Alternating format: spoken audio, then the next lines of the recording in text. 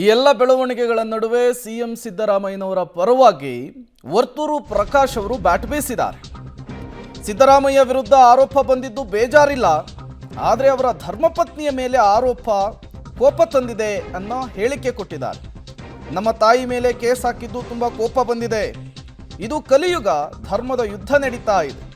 ಧರ್ಮ ಯುದ್ಧದಲ್ಲಿ ಸಿದ್ದರಾಮಯ್ಯನವರು ಗೆಲ್ತಾರೆ. ಲೋಕಾಯುಕ್ತ ಸಿದ್ದರಾಮಯ್ಯನವರಿಗೆ ಕ್ಲೀನ್ ಚಿಟ್ ಕೊಡುತ್ತೆ. ಕೋಲಾರದಲ್ಲಿ ಮಾಜಿ ಸಚಿವ ವರ್ತೂರು ಪ್ರಕಾಶ್ ಕೊಟ್ಟಂತಹ ಹೇಳಿಕೆ ಇದು. 110 ಸೀಟ್ ಬಿಜೆಪಿ, 6 ಸೀಟ್ ಇಂಡಿಪೆಂಡೆಂಟ್. ಯಡಿಯೂರಪ್ಪನೇ ಸಿಎಂ ಆಗೋದು. ನಾನು ಹೇಳಿದ್ದು ಸಿದ್ದರಾಮಯ್ಯನೇ ಮುಖ್ಯಮಂತ್ರಿ ಆಗಬೇಕು ಅಂದೆ. ಅದು ನಂದು, ನನ್ನ ವೈಯಕ್ತಿಕ. ಈ ಒಂದು ರಾಜಕೀಯ ಜಂಜಾಟ ಈ 3-4 ತಿಂಗಳಿಂದ ಬೇಜಾರಾಗ್ಬಿಟ್ಟೈತೆ ನನಗೆ. ರಾಜಕೀಯ ಸಿದ್ದರಾಮಯ್ಯ ಮೇಲೆ ಆರೋಪ ಮಾಡಿದ್ರೆ ನನಗೆ ಬೇಜಾರಿಲ್ಲ, ರಾಜಕಾರಣಿ. ಸಿದ್ದರಾಮಯ್ಯನವರ ಧರ್ಮಪತ್ನಿ ನಮ್ಮ ತಾಯಿ, ಅವ್ರ ಮೇಲೆ ಕೇಸ್ ಹಾಕಿದ್ರಲ್ಲ ಇವರು, ಅದು ನನಗೆ ಬಹಳ ಕೋಪ ಬಂದೈತಿ. ಮಾಡಬಾರದೇನು ಮಾಡಿಲ್ಲ.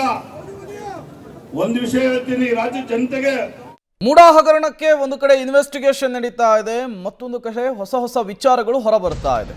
ಇದರ ನಡುವೆ ಸಿದ್ದರಾಮಯ್ಯ ಮತ್ತು ಸೋಮಣ್ಣ ಅವರು ಇದೇ ವಿಚಾರಕ್ಕೆ ಸಂಬಂಧಪಟ್ಟಂತೆ ಮಾತುಕತೆಯನ್ನಾಡಿದ್ದಾರೆ.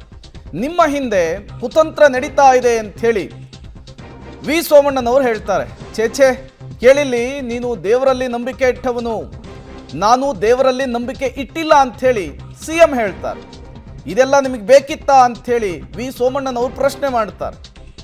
ಅವತ್ತೇ ಸರೆಂಡರ್ ಮಾಡಿದ್ರೆ ಏನಾಗ್ತಿತ್ತು ಅಂತ ಕೂಡ ಸೋಮಣ್ಣನವರು ಹಳೆ ವಿಚಾರವನ್ನು ಕೆದಕ್ತಾರೆ. ನಾನು ಸದನದಲ್ಲಿ ಹೇಳಿದ್ದು ಬೇರೆ ಅಂಥೇಳಿ ಸಿಎಂ ಹೇಳ್ತಾರೆ.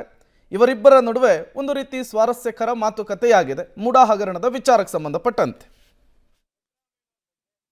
ನಾನು ಎದುರುಗಡೆ ಏನಿಲ್ಲ ಹೇಳೋನು, ಆಮೇಲೆ ನನಗೆ ಬೇರೆಯವರಂಗೆ ಹೆಡ್ಸ್ ಗೊತ್ತಿಲ್ಲ, ಹಿಂದಗಡೆ ಕುತಂತ್ರ ಮಾಡೋದು ಗೊತ್ತಿಲ್ಲ. ಮತ್ತು ಏನಾದ್ರು ಇದ್ದರೆ ಹಿಂಗಲ್ಲ ಹಿಂಗೆ ಅದು ನನ್ನ ಮಾತು ಕೇಳಿದರೆ ಇವೆಲ್ಲ ಆಯ್ತದೆ ಇಲ್ಲ, ಇನ್ನೂ ಖುಷಿಯಾಗಿರುತ್ತೆ. ಸೊಂಬರಿ ಅದೇ ಕಡೆ ಇಷ್ಟಾನೇ ಕೊಡೋದಿಲ್ಲ. ನಂಬಿಕೆ ಇಟ್ಕೊಂಡಿದ್ಯಾ?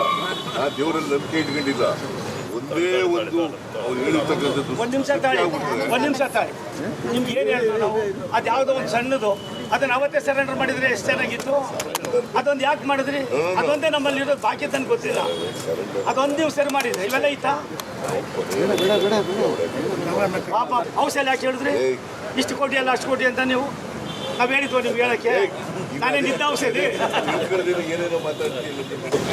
ಅಲ್ಲಪ್ಪ, ನಾನು ಹೇಳೋದು ಏನು ಅಂತಂದ್ರೆ, ಲ್ಯಾಂಡ್ ಆಕ್ಷನ್ ಆಕ್ಟ್ ಪ್ರಕಾರ ಮಾಡಿದ್ರೆ ಇಷ್ಟು ಕೊಡಬೇಕಾಗ್ತದೆ.